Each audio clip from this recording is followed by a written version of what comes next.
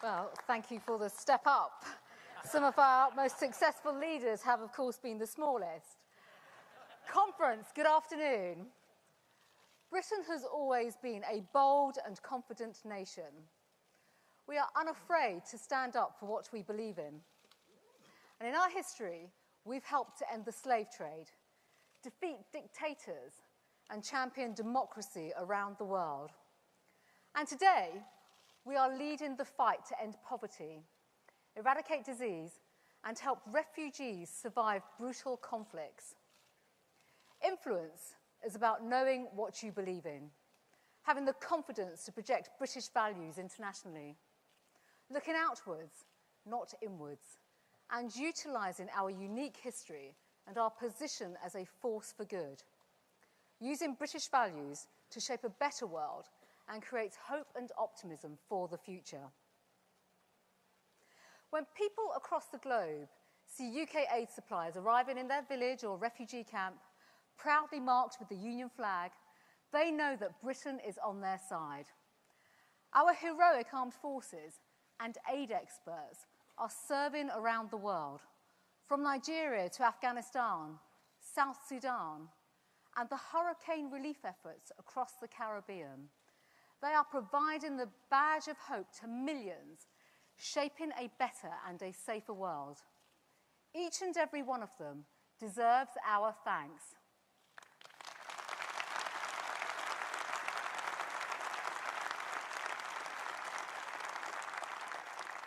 We all know that money spent by ministers and civil servants does not belong to them. It belongs to you, the very taxpayers who've worked hard for it. And as Margaret Thatcher once said, pennies don't fall from heaven. They have to be earned here on earth. The public are right to be angry when they hear stories about wasted aid. They naturally think that their government is throwing away their hard-earned cash. That is why, under my leadership, my priority is to make sure that aid delivers value for money. My ministers have scrutinised every aspect of DFID spending. I have removed programmes which did not stand up to scrutiny. Where there were partnerships that weren't working, I have ended them. And where legitimate concerns have been raised over poor spending, I have taken action. And where other government departments need to improve their aid spending, I am challenging them to raise their game and be accountable to UK taxpayers. I'm delivering close to £500 million of savings, and I have been ruthless in closing programmes that I do not think met the standards that I have set. I'm expanding the use of payment by results. That means performance-based funding. If they don't deliver, we won't pay.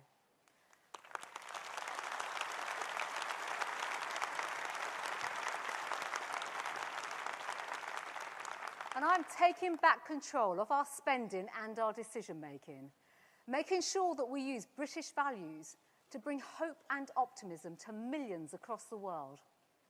I'd like to thank the ministers who are supporting this endeavour: Michael Bates, Rory Stewart, and Alistair Burt.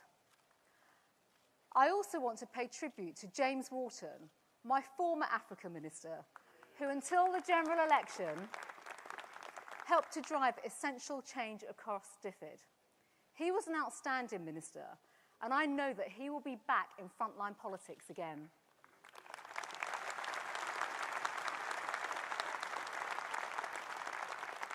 And when it comes to getting value for money, the job is not yet done. Today, I'm announcing the conclusion of a comprehensive review of DFID's relationship with suppliers. I'm setting out tough reforms that will encourage the private sector to work with DFID and end the appalling practice of fat cats profiteering from our aid budget.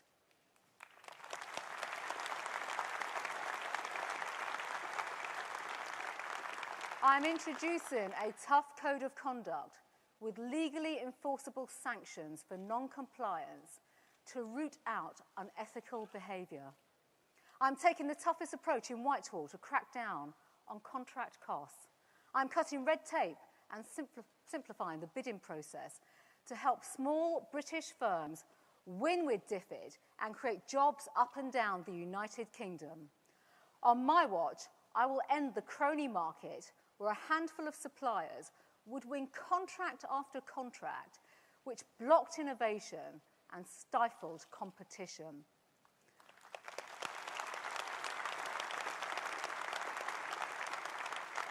I will always put the interest of taxpayers and the world's poor ahead of consultants and middlemen.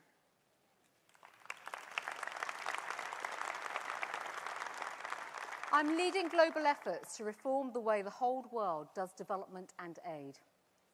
2 weeks ago, I announced a new regime of performance funding for the United Nations and its agencies. From next year, 30% of our funding will be conditional on improved results and reform. But that's not all. For years, the United Nations has ignored the shocking scandal of sexual abuse and exploitation of children. This must end.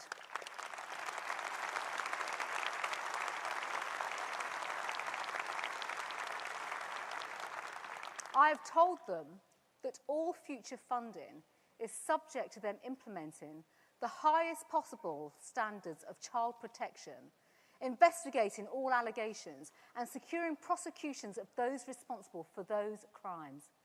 If they don't make the grade, believe me, they will not get the aid.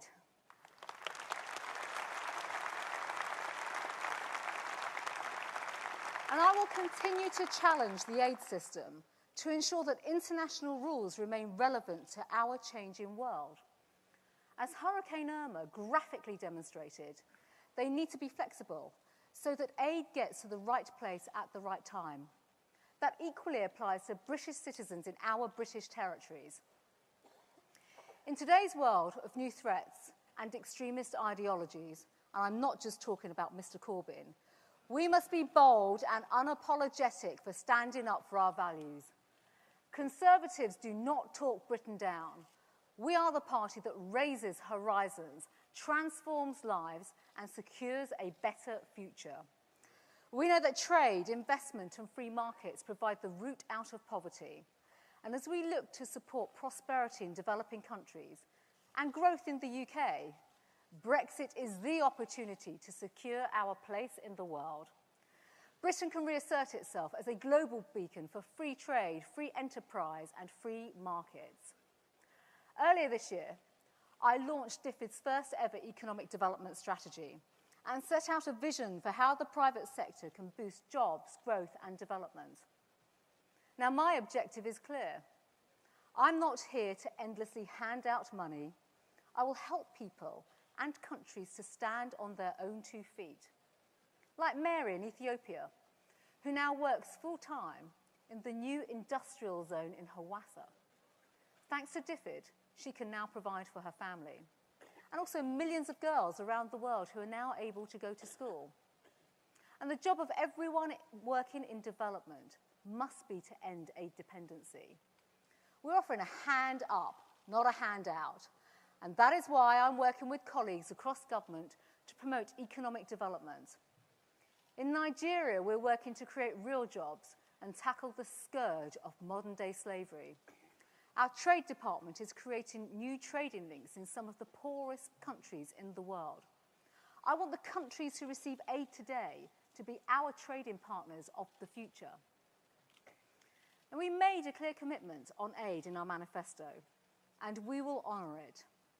The money I have saved from closing programmes is now going on projects such as the fight against neglected tropical diseases. We will deliver over 1 billion treatments to fight cruel, avoidable infections such as trachoma, guinea worm, and river blindness. Britain is leading the way on clearing landmines globally. And I'm placing a new international emphasis on improving the lives of people with disability. And that's not all. Across the country, there have been thousands of small charities led by inspirational people doing amazing work around the world. But for years, they have found it impossible to access UK aid because the aid budget supported big international charities.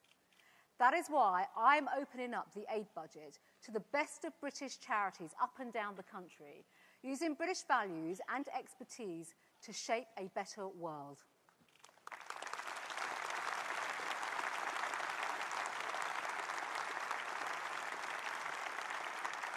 This Conservative government is leading the way in eradicating polio from the face of this earth forever. And I want to pay tribute to the thousands of Rotarians across the world, and also in this audience as well, who have led the fight against polio. Earlier this year, the world faced a terrifying prospect of 4 famines. We succeeded in getting the rest of the world to pull their weight, and it was global Britain that raised the alarm and pushed the international community to step up and deliver a life-saving response. That saved millions of lives, and I will continue to challenge others to do more.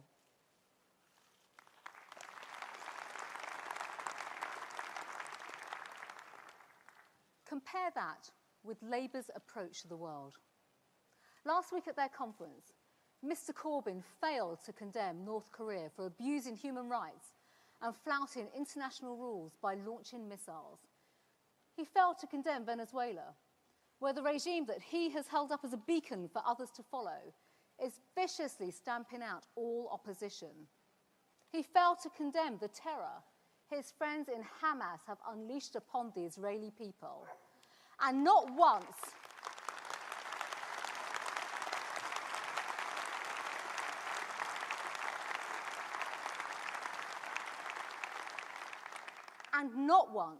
did he condemn or confront his supporters who have launched a wave of anti-Semitism, bullying and abuse against anyone who does not subscribe to their extremist views.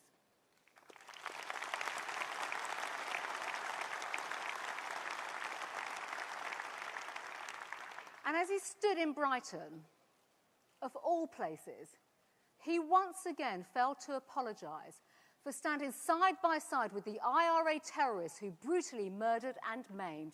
Disgraceful.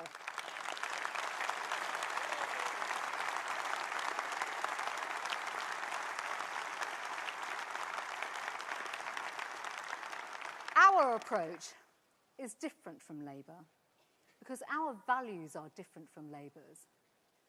They believe that wealth is created by governments and bureaucracy. We believe that wealth is created by people and enterprise. I believe in people, markets and freedom. This is what will genuinely serve the interests of the many and not the few. The Labour Party, despite what they say, does not stand for the many.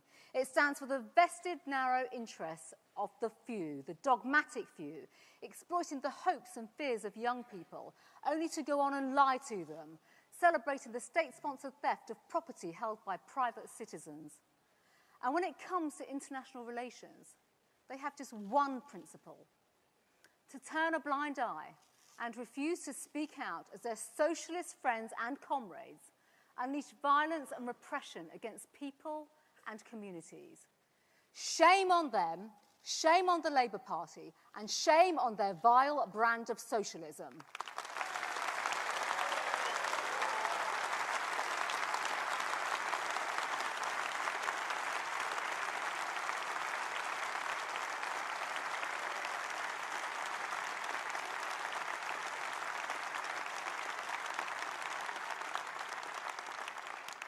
It is our responsibility to stop them from getting anywhere near the door of number 10.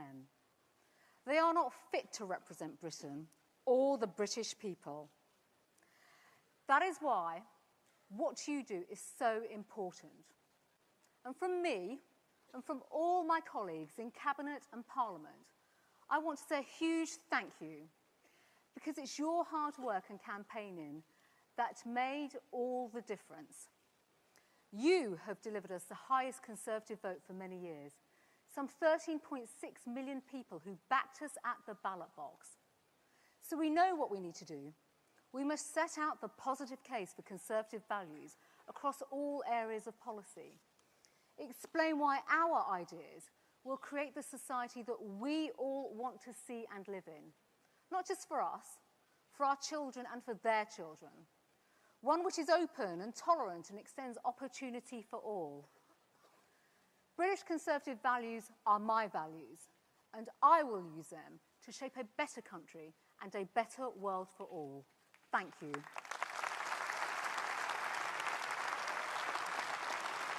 Thank you. Thanks, everyone.